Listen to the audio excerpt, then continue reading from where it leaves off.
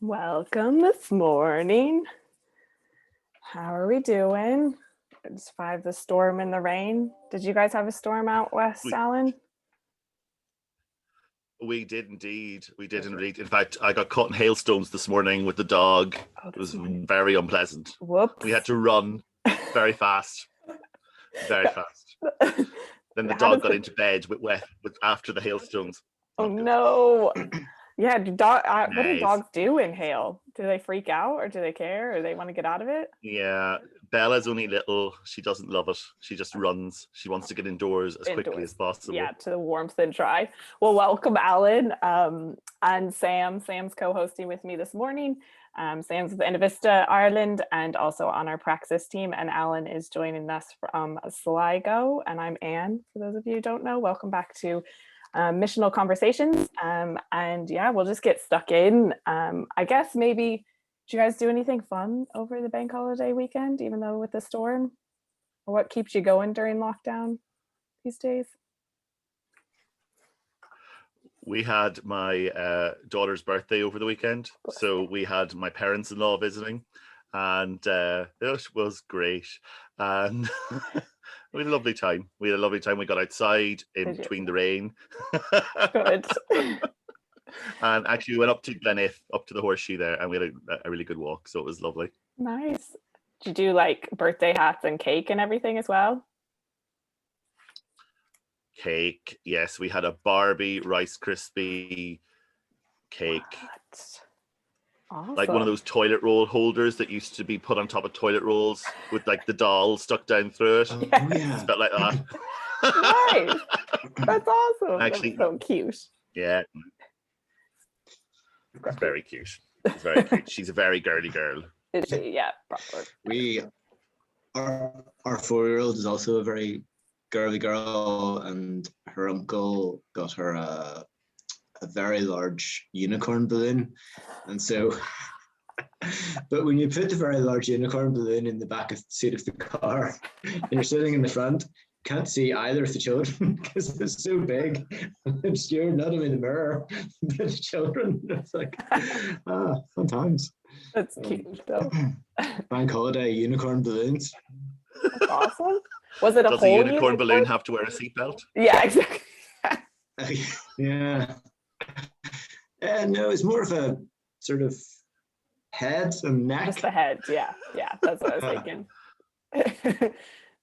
I went up to Clontarf and walked. I met with a friend who I hadn't seen since Christmas, and so we took a walk on Clontarf Coast, which was a variety of weather. We didn't actually get wet, but it was like sunny and warm. We were rolling up our sleeves or taking off coats, and then all of a sudden it'd go cloudy again. So bit of everything, but it was nice to see people and in person. Yeah, it's great. Yeah. Well, welcome, Alan. I actually don't know Alan, so I'm excited to learn more about you and what you guys are doing out in Sligo. So can you tell us a bit about yourself? So I'm Alan. I work for the Centre of Mission here in Drumcliffe. Drumcliffe's in North Sligo, so better known. W.B. Yeats is buried in our churchyard. Everybody knows that, and everyone drinks tea there on the way up and down the Wild Atlantic Way. So, I have heard of that. Yeah. There you go. So that's where we're based, and I'm originally from Sligo. I grew up here and went to college in Northern Ireland in Coleraine. Met my wife, who's from Coleraine as well there, and then about 13 years ago we moved back to Sligo. We still are, she still is a primary school teacher, and I used to be primary school principal. So cool. I worked in Fermanagh for years and years and years and drove up the road from Sligo, and Shauna, who was the Coleraine girl, worked in Sligo. So it was kind of a role reversal of how we ended up. Yeah. Absolutely. So I've been working for the Centre of Mission for nearly 4 years, and it's good. It's good. So what is a Centre of Mission? Well, there's a good question. Centres of Mission can look different no matter where they are. They're usually partnerships between Church Army, who are the organization who employ me. Contrary to popular belief, they're not an actual army, hence my physical demeanor. And they are an Anglican mission organization, and they partner with parishes and dioceses to provide centres of mission or projects across Ireland. So there's one in Ballina. I know you've had Marion on, and there is one in Belfast on the Shankill Road as well, ourselves, and actually a few more coming down the road in the next couple of months. I think there will be announcements. So lots of excitement with all of that. And so what they do is they look different in different places because they are intended to take the context into account. Ours was very much based around developing ministry to the tourists, around the visitors, because we've loads of visitors. And then alongside that, to kind of pioneer some kind of fresh expression of church in this particular part of the world as well, that kind of reached beyond the traditional congregation. Cool. And so what's that looked like over the last year or so? You know, given I imagine there haven't been any tourists. Absolutely. Hopefully not. Well, no. Last summer we had lots of Irish visitors, but we couldn't open the buildings, which was awful because actually Irish visitors are great to talk to. But we have spent the last year, we've been doing a whole tourist project thing up there, and there's been a whole load of work to be done for that. So we've just launched a whole digital visitor experience thing for the place, because what we've tried to do is, yes, take Yeats, which is why people come, but the church is St. Columba's, so we're trying to tell the story of Columcille and sort of link all of that narrative around the Battle of the Books, and then his exile to Iona, and then his missional experiences after all of that. We're trying to link all of that into the story and sort of share a little bit of faith around that. So that's been the focus around the church. So we've been doing all the practical stuff, kind of getting ready to reopen hopefully this month. So that's been going on like that. In terms of the sort of fresh expression thing, so our church is called Resettler Community Church, and that we've been meeting on Zoom originally, which we all hated because we spent too much of our lives on Zoom. And yeah, exactly. And it is hard. I mean, particularly lockdown 1, people hadn't become fully Zoom adapted. And so then we got to meet in person for that little bit in between. And when we came back after that, we went into sort of Facebook Live land. And so we stream our service, and then we have community time on Zoom. And that's worked really well. Good. So that's what that looks like. The last year I have spent so much time in front of a computer screen. I thought I'd left school to get away from that. And I've spent the last 18 months basically sitting here in front of the screen, or in different places in front of screens. But we've kind of really looked at what digital ministry looks like, both for the tourists, because we've quite a big Facebook sort of Twittery following that we kind of speak to, and then what it looks like in terms of locals as well, and sort of the community church piece. So it's been an interesting mix of sort of services. We did things like cane prayers over Easter time, which are like Celtic prayers, and like we thought, how's this going to be? And it had like this massive reach. It went mad on us because we filmed in local sites and told them monastic stories, but then cane prayers are prayers for when you don't know what to pray. So it kind of seemed appropriate. Yeah. So sometimes things we try work, and sometimes when we try them, they don't work. But that really worked for us. It's a huge following. And then Thursday chats has been another thing that we've done, which is like Thursday evening, 8:00, 15 or 20 minutes of Malcolm and myself, and now Amy talking rubbish and the first minute about our week and everything else, and then we've done God in the second half. So the kind of talk show format thing, that is mad. We've probably about 30 or 40 regulars that are with us every week for that, so that's been really good. Like 35,000 minutes of us have been watched doing Thursday chats in the last year, which is a bit shocking. Yeah, that's so funny, all those numbers. It's completely mental. Yeah. Do you have a favorite bit that you've done over the last year, even just for you personally? What's been your most like life-giving bit? Sorry, that's an ad hoc question. In terms of in terms of spiritually, I think the growth of the whole community worship on a Sunday morning, that's been like that's been really life-giving in terms of people coming together and doing small community church, but actually ministering to people outside of that. Has been really, really good. I've been amazed to see how that's just sort of grown and changed and evolved, and that's been really exciting. In terms of for the crack, the thing I probably enjoy best, Thursday chats I do love, and at Christmas I ended up in a donkey suit that nearly cut me in 2 bits because we'd had a drive for celebrations, with celebrations for a celebration, so obviously tins of celebrations for Christmas for the local social services hub, and with Malcolm and I were dressed up. He was in his onesie and I was in my onesie donkey costume for the nativity.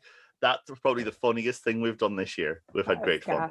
Is there still proof of that, like on Facebook? Is it still there? Or? Oh, it's all on Facebook. It'll be there forever. Good forever. Amazing. Yeah. And what are some, like you mentioned, the prayers that kind of went bigger than you imagined, in terms of thinking about mission, thinking about, I guess, sharing about Jesus with people. What are some of the things that you've noticed over the last year and a half, or even before that? I suppose particularly over the last while, what surprised you? What have you noticed? What's been intriguing? I think in the lockdown season, the thing has been the desire for community. People want to buy into community that they can access and that they trust and it's safe and all those things. That's been a big thing. The cane prayer stuff, I think, was remarkable in the sense that we traditionally do stuff for a reasonably local market. Ecumenical relationships here in Sligo are pretty good, and we do quite a lot of cross-pollination and stuff, but our stuff doesn't generally go far. But I think that did go because it sort of struck a chord where when you do things that bring the land in, that bring the stories, that bring the history in, and then you bring God into that, you actually can go somewhere with that in terms of sharing Jesus in a very real way. I think it deconstructs the images of church that we have here. So that's been really good. I think there is a level of fatigue in terms of, at this stage, the whole digital fatigue, I think, has really hit in this last little while. And I think also there's a level of fatigue in the people who are producing it. Because we're we're all missing the stuff that actually fill us, and then that overflows into our ministries. So I think there's an element of that, but I kind of have a real sense. About 2 years ago, somebody said to me, it gave me a word, and I don't often hold on to those things for very long, but this one I did, which was, be sure that God's doing a new thing and he's not afraid to break your leg, which does sound quite a, yeah. And I was like, and the guy who gave it to me that's not his style, but I felt that he's in his obedience to that would be, it made me stop. So, and I think God is doing a new thing, because I think as we kind of get to the end of this season of hopefully COVID, like the next few months should make things start to become more normal in inverted commas. Not normal people, because that's a whole other Sligo experience. But at the end of that, I think we are looking at being a very different church coming out of it. I think a lot of the belonging part of what was very much part of certainly the Anglican tradition here inside the Church of Ireland tradition where we serve, a lot of that has been broken down over the last season. That sense of belonging that kept people together in worship, I don't think exists in the same way, despite all the digital stuff. And I think it's going to probably change how we do mission and how we do church in the next phase, because the old ties have been broken, and maybe that's a good thing. Maybe that's a good thing. So I think there's a sense of kind of trepidation of what's next. Maybe I've completely lost but that makes total sense. And that sort of sense of making there's something new happening, I think is a hopeful way. It's a positive spin on it. And like you said, some ties I think it is good to break. Or at the start of lockdown, I remember being like, this is such an opportunity for the church, and now we're all just like, we're just so tired. But that still exists, right? Like, especially as things open, there is so much that the goodness, hopefully goodness will come back, and those sort of pieces of belonging and community will reunite in such a beautiful way. Like, I'm so excited to have like a big meal with people, like, and what that can mean and do, and those sorts of things in other ways. That's it's a hopeful way to see what's about to happen, no matter the stress of logistics and all of that. There is a sense of hope and expectation for that. Bless. Absolutely. Yeah. Because I think it's the whole thing, isn't it, of, as I was saying earlier on, it's like, for me, or for us in the West generally, we worship in the small. We experience life in the quite small communities and quite small church communities, and the kind of plug-in places that we often have, whether that's on holiday, being somewhere in a bigger community, or at a conference or at an event, or all the stuff that sort of happens. We haven't had that sort of sense of infill to kind of fuel us in the places that we're at. No matter how well we do digital, there's something about being gathered as the body of Christ in a place in worship, physically present and intimately going after Jesus in the midst of that I think we have missed. So I think that'll be an interesting thing to see how that plays out as well, because I think there's like a lot of hungry people who are doing mission now, who are starving for those experiences of being together. So I think that's going to be interesting. Tell us more a little bit about, you talked about in the West, you kind of do things in the small, but Anna and I are both sitting in the East. So we're both sitting in Dublin, which is a very different world and context to Sligo and some of the rest of the West. So tell us a little bit more about what's the West look like, or what does the context or mission look like? What are some of the particular opportunities or challenges that might be different to our experience of? I think a lot of the challenges in terms of relational stuff and discipleship stuff are similar. Although I do wonder what culty Christianity looks like in terms of being, contextually appropriate to young people in our context. But that's a whole other debate for the day. But I think we have had to decouple from any notions about the sort of big gatherings, the numbers. We don't necessarily live in that world. And so a lot of it is about building community with 4s and 5s and 6s and 7s. And then having to sustain in those communities. I often think in terms of our context that there's lots of literature, particularly in the church army world, there's loads of literature about how we church plant and how we set up fresh expressions and all this other sort of stuff. But all of that assumes a certain level of soil to be able to plant in. Whereas actually in our context, our soil, you almost, you're kind of bringing the seaweed and fertilizing the thing at the very beginning. And I think that's something that's very common. It kind of takes a hardy gnarliness to be able to survive in that thin soil for a long time. So I think that's very much part of here. I think we probably culturally, in terms of our religiosity, I think that's the word, hasn't eroded quite as much. So the lines of the camps are still more divided. Not divided is the wrong word, but defined is probably a better word.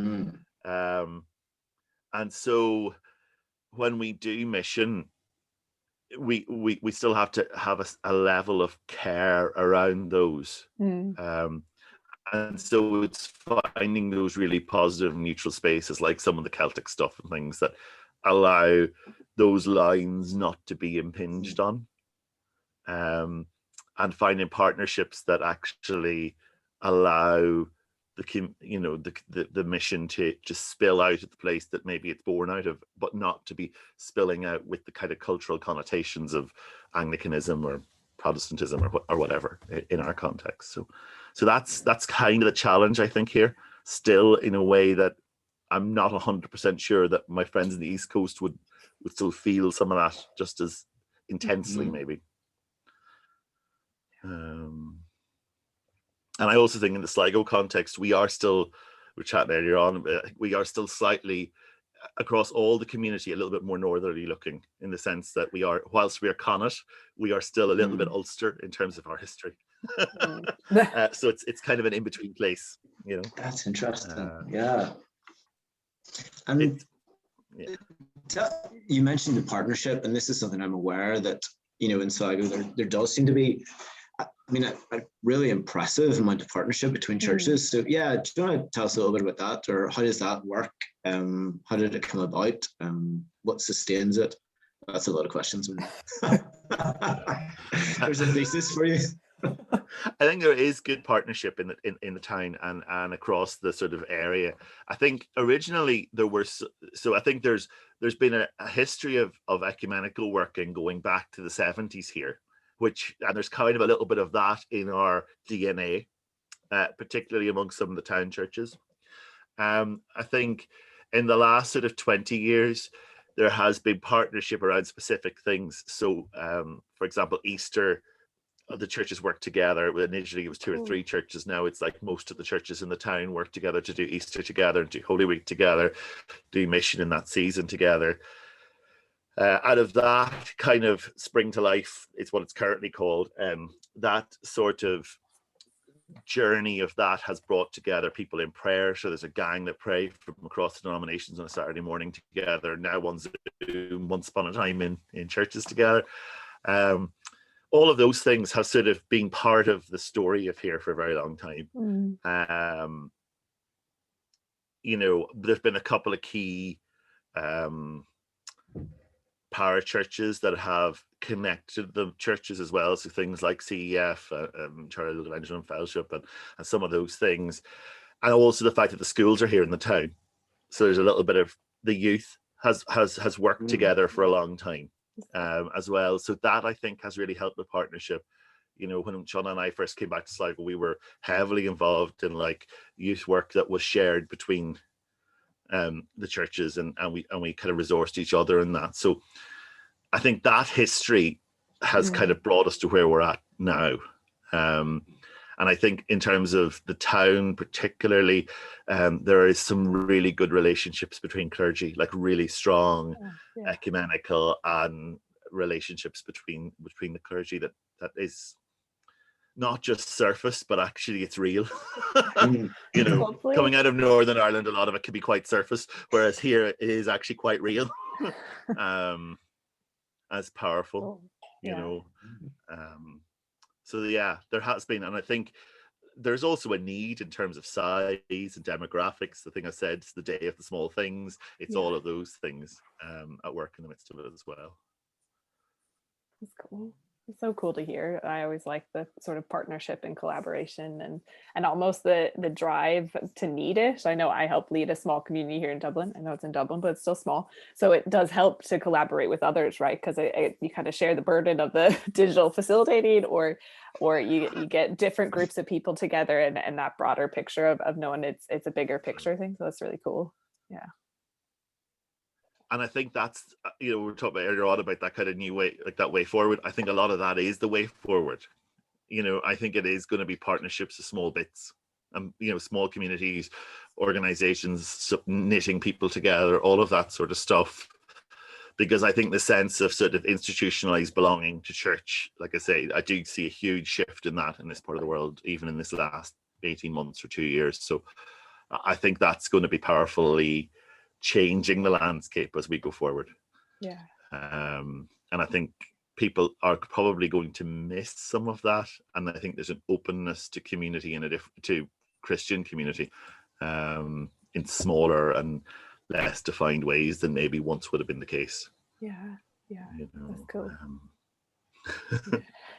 Yeah. We talked a little bit about like kind of bigger picture and the sort of leadership side of things and how that's happening missionally, but in terms, I guess, maybe of individuals and as restrictions lift, what would be your like hope or dream or advice to people to be more missional during this time and reaching out, and maybe even in the West or the South or the non-East, the non-city urban side of, but rural people, what would be your dream or hope for them?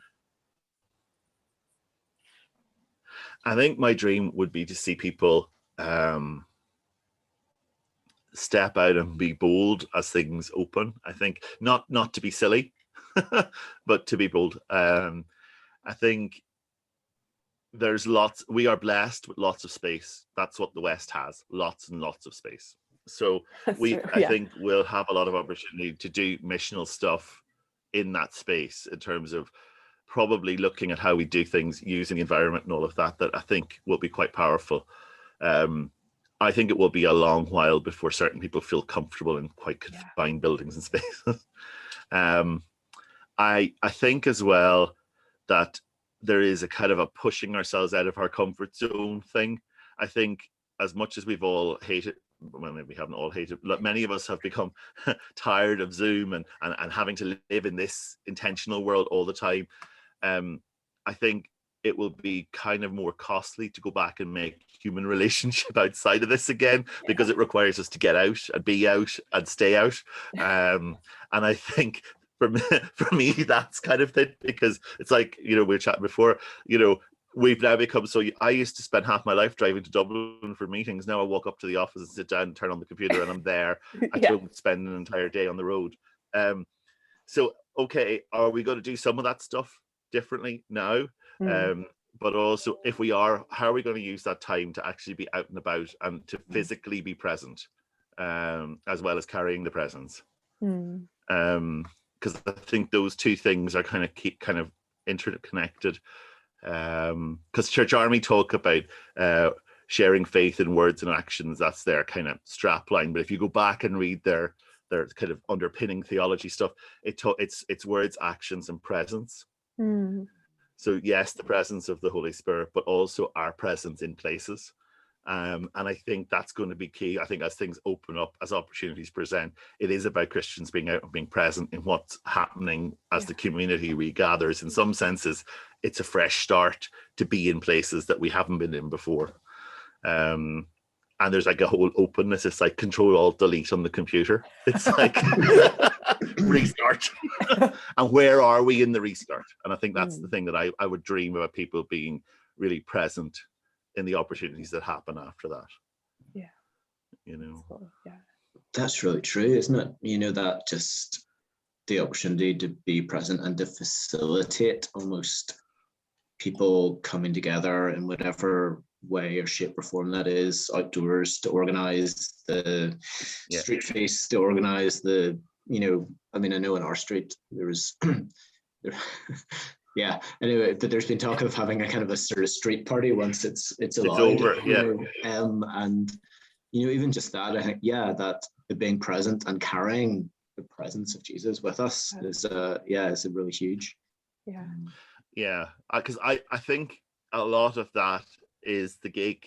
We were thinking about Acts 8 at the weekend and about the Ethiopian eunuch and Philip, and basically it was a complete God opportunity because they were both in the room at the same time, and Philip responds to the Spirit by going and asking the question, do you understand what you're reading, and just joining in with what's going on. And I think there's something in that I think is very much what's going to be in the season. It's going to be looking to see what's going on and joining in with those things. And being open to the promptings of the Holy Spirit to actually do that, and not being so confined by our COVID experience to actually not feel able or willing to go and do that. So I think that's a positive thing. Or when you said it made me want to think about, actually maybe I should join a tennis club or something like that I've not done before, because I couldn't before, and now because I've been trapped inside, what would I dream of doing, and how can I join those things into life again and stuff. And even meeting a stranger, imagine, or shaking someone's hand and introducing yourself. I'm like, what? But those sorts of things, and almost rethinking our lives in a sense, or hobbies, or the way where we go to shop, all that sort of stuff now has been open to us a bit more, will obviously over the next hopefully year, so rethinking that, I think that's really good. And where are we present and with Jesus's presence too? It's awesome. It's great. Is there anything else, guys, you want to mention or say or ask? One really obvious thing, Alan, tell us where we can find out more about Drumcliffe. Yes. Well, there are many ways of finding out about Drumcliffe and all the ministry and mission of this area. You could do it by going to www.drumcliffechurch.ie, the one-stop shop for all your tourist experience at the site. If you want to find some of what we actually, you'll find all the overarching stuff, plus the links to all the apps and the new stuff that's going on. Everything's there for all that. Cool. And if you want to find the Fresh Expression stuff, you'll find that at Recenter Community Church on Facebook, or recenterchurch.ie is the website for that. And there's also a Facebook page for the Centre of Mission and a Facebook page for Drumcliffe. And there's so much Facebook content out there that it's just endless. Awesome. And I hope to never have to be there again. Well, that's what I was going to say. People can maybe in a few weeks or months can come visit actually in person and take a trip out to Sligo. Absolutely. You can download the app now and get all the content. And in a few, there you go. You see, Sally, who works with me, will be so pleased I said all these things. There we go. She'll be sitting at home smiling to herself, going, "Yes, the message has got through." That's great. Thank you. You'll find all that stuff there. Thank you so much, Alan. And we'll kind of put stuff in comments or tag things and things like that. So thank you so much, Alan, for taking the time this morning. And thank you for all you guys are doing out in Sligo. It sounds amazing. I hope to get out at some point to see it all as well. You'll be very welcome. With the app. Yeah. All right. And the donation button. Thanks, guys.